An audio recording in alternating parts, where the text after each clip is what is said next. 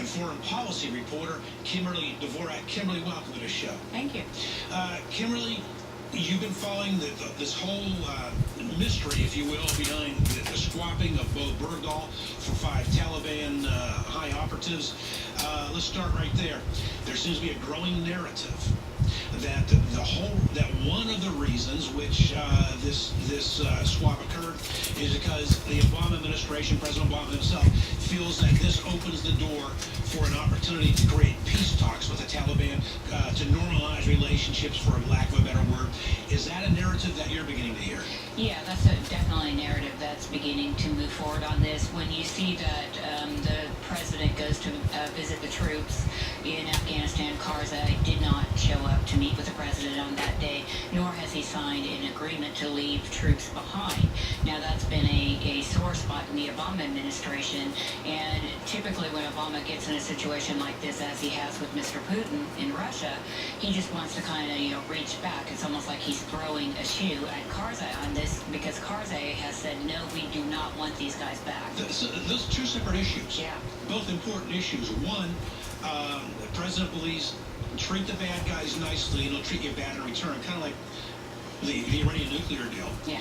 And which is kind of bizarre because the Taliban is a splintered group, so how do you negotiate with a splintered group that's not part of a state government?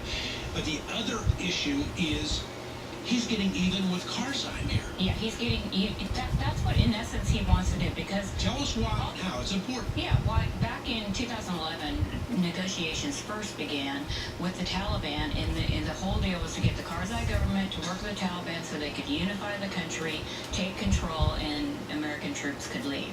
That all fell apart in 2011. Moving forward, the president's been trying and just getting pushed back by Karzai, who's been emboldened because he's been winning elections and he has a lot of money, U.S. money, and now that he's at the end of his tenure in the country, he is going to be leaving the country, and instead of allowing him to put his cronies into power there, the president is going to be shifting, and they're going to allow Taliban to come in. And if you remember, that's who we fought against, the Northern Alliance. We fought the Taliban way back when. Not only this is wrong on so many levels. We'll take a fundamental level here. This doesn't sound like a president of the United States. It sounds like the middle school class president in 6th grade. Yeah. You're generous.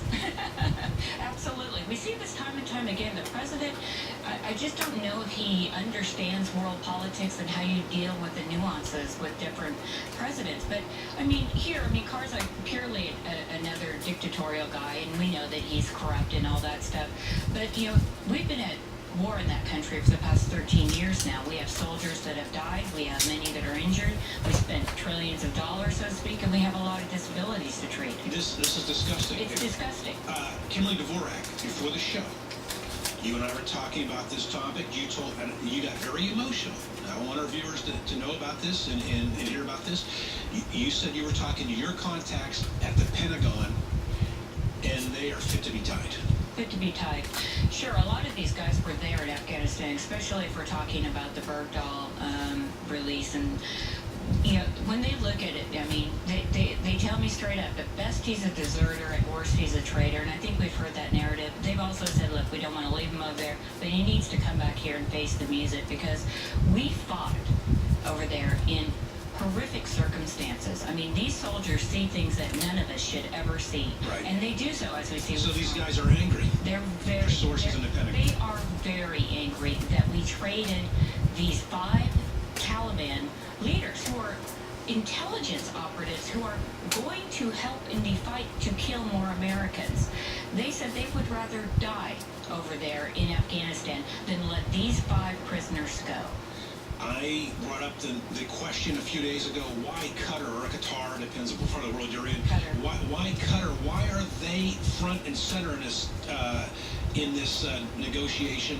You have some points to add to that. Sure, absolutely. Well, we all know about Benghazi, and we also know that there have been several reports out this last year, and we found out through Cy Hirsch that So we have been, the weapons that we've been buying from Gaddafi's arsenals in Benghazi were funded through Qatar, and they were funded through the Saudi Arabians, and they were moving those weapons to Turkey.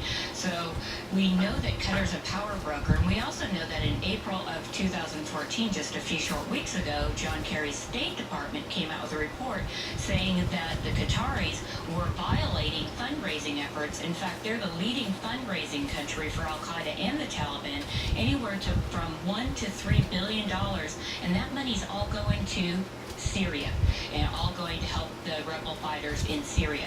So that is why when you hear these top 5 commanders that we let go from Guantanamo Bay, and I've been to Gitmo, I've been in the courtroom with Khalid Sheikh Mohammed, the mastermind of 9/11. These people are evil, and the second 5 behind the 9/11 5 are the Taliban 5, and people are furious that they have to, go back and face them on the battle. All right, so let me take a step back. The narrative that this was meant to take the VA skin out of the headlines, you're saying, well, that might be a side benefit, but that's not the true reason why this was done. The narrative that this is the president trying to close Guantanamo Bay, it might be a side, that's not the main reason. The main reason, according to Kimberly Dvorak, is because the administration naively, my words, not yours, naively thinks if you treat the enemy nicely, if you treat evil nicely, if you treat the bad guy nicely, they will treat you nicely in return. We're talking about the Taliban. Yes. And secondly, this is a way of telling the Afghan president, screw you. Exactly. And you know what, and the sad thing is he's playing this game with our troops. We're down to a final minute.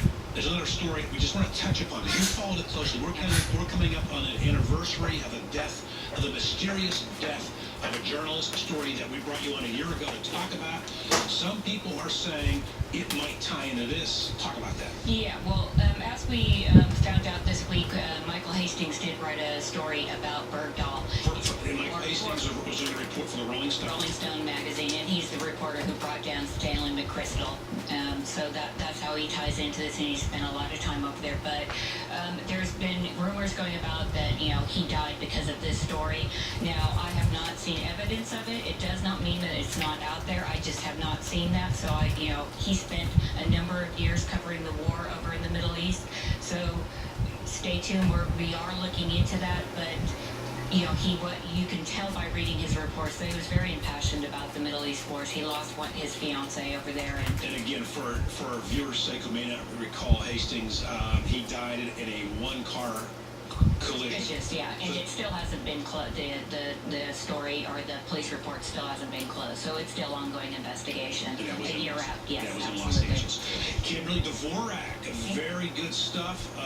Not good in terms of the meaning of it, but good in terms of revealing it to our audience. Yeah, Thank you it's for a joining me. complicated topic. Yeah, It is. Thank you for having me. You bet. So